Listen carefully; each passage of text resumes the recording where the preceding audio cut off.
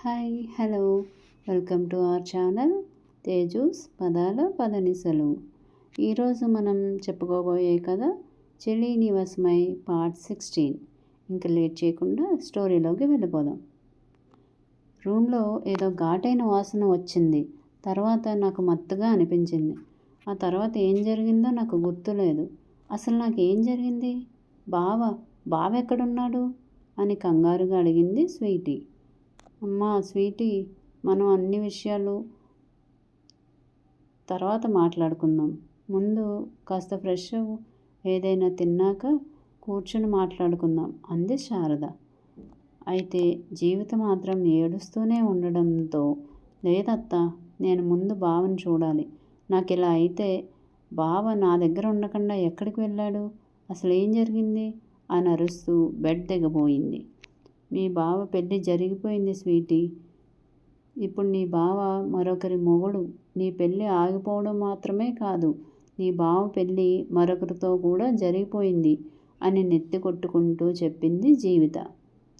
జీవిత మాటలకి ఒక్కో క్షణం షాక్ అయినా మళ్ళీ వెంటనే తేరుకుంటూ, అమ్మా ఇదంతా అబద్ధం కదా, నేను ఎలా రియాక్ట్ అవుతానో అని చూడడానికే కదా ఇలా మాట్లాడుతున్నావు. బావకి నేనంటే ఇష్టం లేకపోయినా బావంటే నాకు ప్రాణం. పైగా అమ్మమ్మ నాకు మాట ఇచ్చింది మా పెళ్ళి చేస్తాను అని. అలానే ఏర్పాట్లు కూడా చేసింది.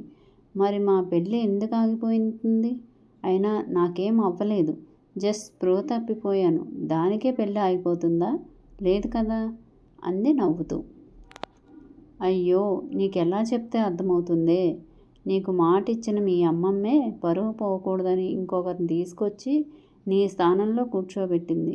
మీ బావ పెళ్ళి జరిగిపోయింది. ఇప్పుడు ఆ అమ్మాయి కూడా ఇంట్లోనే ఉంది. నేను చెప్తుంది నిజం, నువ్వు దింగమింగుకోవాల్సిన నిజం అంటూ కూతురు భుజాలు కదుపుతూ చెప్పింది జీవిత.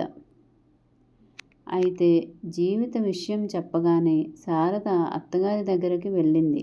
స్వీటీని ఆవిడ మాత్రమే కంట్రోల్ చేయగలదు అన్న నమ్మకంతో. వెళ్ళటమే అత్తయ్య, స్వీటీకి మెలకువ వచ్చింది. అది మాత్రమే కాదు, వదిన తనకి నిజం కూడా చెప్పేశారు అని కంగారుగా చెప్పింది. ఎప్పటికైనా తెలియాల్సిందే కదా అంటూ లేచి వెళ్తుంటే ఆవిడనే ఆశ్చర్యంగా చూస్తూ శారద కూడా వెనుకే వెళ్ళింది. అక్కడ స్వీటీ బెడ్ మీద ఉన్నవి, చేతికి అందినవి అన్నీ విసిరగొడుతూ, లేదు బావ అలా ఎలా వేరే వాళ్ళని పెళ్లి చేసుకుంటాడు? బావకి నాకు కదా పెళ్ళి అవ్వాల్సింది, నేను కదా బావ భార్యని అంటూ ఇష్టం వచ్చినట్టు పిచ్చిదానిలా అరుస్తూ బెడ్ని కొడుతుంది. కూతుర్ని ఆపటానికి ప్రయత్నిస్తుంది జీవిత, కానీ ఆవిడను కూడా విసిరగొడుతుంది స్వీటీ. అదే టైంలో వచ్చిన రాజేశ్వరీదేవి లోపలికి రావటమే స్వీటీ అని పిలిచింది. అమ్మమ్మ, నువ్వు చెప్పు. అమ్మ ఏదేదో చెప్తుంది, అదంతా అబద్ధమని చెప్పు. నేనే కదా ఈ ఇంటి కోడల్ని.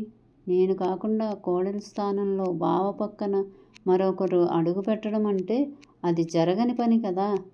పైగా నువ్వు మాట ఇచ్చావు. నువ్వు మాట ఇస్తే ఊపిరి పోయినా ఆ మాట తప్పవు కదా. అమ్మ చెప్తుందంతా అబద్ధం కదా అంది రాజేశ్వరి చేతులు పట్టుకుని. అదే నిజం. నిజాన్ని నువ్వు ఎంత త్వరగా యాక్సెప్ట్ చేస్తే అంత మంచిది స్వీటీ.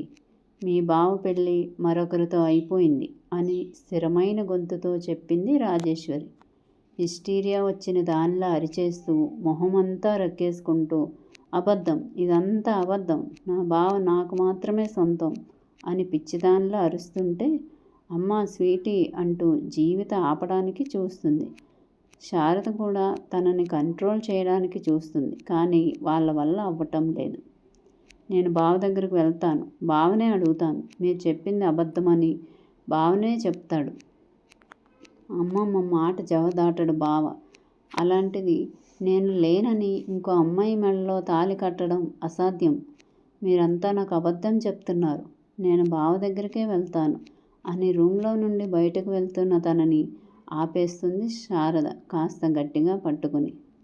వదిలత్తా అని ఆవేశంగా అరుస్తూ తప్పించుకోవడానికి చూస్తుంది స్వీటీ. వాడి రూమ్లో వాడి భార్య కూడా ఉంది. నువ్వు ఇలా వెళ్ళడం కరెక్ట్ కాదు. మనం కూర్చుని మాట్లాడుకుందాం. ముందు నువ్వు కాస్త రిలాక్స్ అవ్వు అని సర్ది చెప్పడానికి చూసింది. వినలేదు స్వీటీ. మీరంతా అబద్ధం చెప్తున్నారు అనే వాదిస్తుంది. స్వీటీ, నువ్వు వెళ్ళడం కరెక్ట్ కాదు. వాడినే రమ్మని చెప్తాను. నువ్వెక్కడే ఉండు అని కోడలి వంక చూసింది రాజేశ్వరి.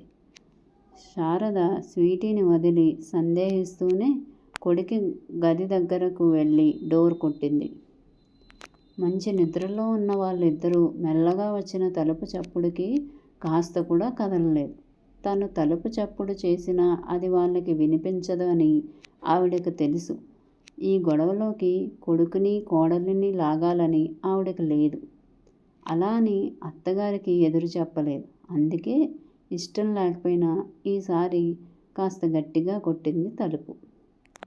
చిన్నగా కళ్ళు తెరిచి మరోసారి ఎవరో తలుపు కొట్టడం విన్న అర్హంత్ లేవబోతూ తన గుండెల మీద ఉన్న త్రిలోచనను చూసి చిన్నగా తల మీద ముద్దు పెట్టి తనని పక్కకు పడుకోబెట్టబోయాడు. నాకు నిద్రొస్తుంది బావా అంటూ ముద్దుగా అన్న లోచన మాటలకి మరోసారి తన తల మీద ముద్దు పెట్టి పడుకో, నిన్నెవ్వరూ డిస్టర్బ్ చేయరు అని చిన్నగా తనని పక్కన పడుకోబెట్టి వెళ్ళి డోర్ తీశాడు. అప్పటికే మరోసారి మోగటంతో చిరాకు నిండిన వదనంతో. నిద్రపోవడం వల్ల మొహం నిగారింపుగా కనిపించటంతో పాటు ఇంకా మూసుకుపోతున్న కొడుకు కనురెప్పల్ని చూసి మంచి నిద్రలో డిస్టర్బ్ చేశాను అని బాధపడుతున్న శారదని చూసి ఏమైందమ్మా అని అడిగాడు అర్హంత్. ఎప్పుడు తనని డిస్టర్బ్ చేయని తల్లి ఇప్పుడు రూమ్ దగ్గరకు వచ్చి మరీ డోర్ కొట్టడానికి కారణం ఏంటి అని ఆలోచిస్తూనే. స్వీటీకి మెలకువ వచ్చింది చందు. చాలా గొడవ చేస్తుంది. మీ నాన్నమ్మగారు నిన్ను తీసుకురమ్మన్నారు అని తను వచ్చిన కారణం చెప్పింది శారద. మా, మీరు హ్యాండిల్ చేయాల్సిన దాన్ని నా మెడకు చుట్టకండి. మాట ఇచ్చింది ఆవిడ, ఇప్పుడు సమాధానం చెప్పాల్సింది కూడా ఆవిడే అన్నాడు అర్హంత్ ముక్కు సూటిగా. అది కాదు చందు, ఒక్కసారి వచ్చి వెళ్ళు. నువ్వు కూడా నీ పెళ్ళి గురించి చెప్తే తను అర్థం చేసుకుంటుంది అని బ్రతిమాలినట్టు అన్నారు ఆవిడ. ఫ్రెష్ అయ్యి వస్తాను అని అసహనంగా చెప్పి డోర్ క్లోజ్ చేశాడు అర్హంత్. అర్హంత్ డోర్ క్లోజ్ చేసేసరికి బెడ్ మీద మఠం వేసుకుని కూర్చున్న లోచనని చూసి పడుకోమా అన్నాడు అర్హంత్. అత్తయ్య ఎందుకు వచ్చారు? నిన్నెక్కడికి రమ్మని అంటున్నారు? ఇప్పుడు నువ్వు నన్ను వదిలేసి వెళ్తావా అని భయంగా అడిగింది లోచన. చాచా, నిన్ను వదిలేసి ఎందుకు వెళ్తాను? నిన్ను కూడా తీసుకునే వెళ్తాను. వెళ్ళి ఫేస్ వాష్ చేసుకో అన్నాడు. అప్పటి వరకు మూతి ముడుచుకొని ఉన్న లోచన అప్పుడు నవ్వుతూ అయితే సరే అంటూ ఫేస్ వాష్ చేసుకోవడానికి వాష్రూంలోకి వెళ్ళింది. లోచన రాగానే తను కూడా ఫ్రెష్ అయి లోచనని తీసుకుని కిందకి వచ్చాడు అర్హంత్. కింద ఫస్ట్ ఫ్లోర్లో ఉన్న స్వీటీ రూమ్ నుండి అరుపులు కేకలు వినిపిస్తున్నాయి.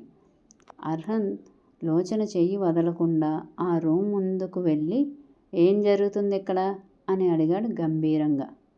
బావా అంటూ స్వీటీ ఒక్క ఉదుటున అర్హంత్ని చుట్టేసింది. అది చూడగానే అర్హంత్ చేతిలో ఉన్న తన చేతిని మెల్లగా వదిలించుకుంది లోచన. మరి ఇప్పుడు ఏం జరుగుతుందంటారు? మా వీడియో కనుక మీకు నచ్చినట్టయితే లైక్ చేయండి, కామెంట్ చేయండి, సబ్స్క్రైబ్ చేయండి, బెల్ కొట్టండి.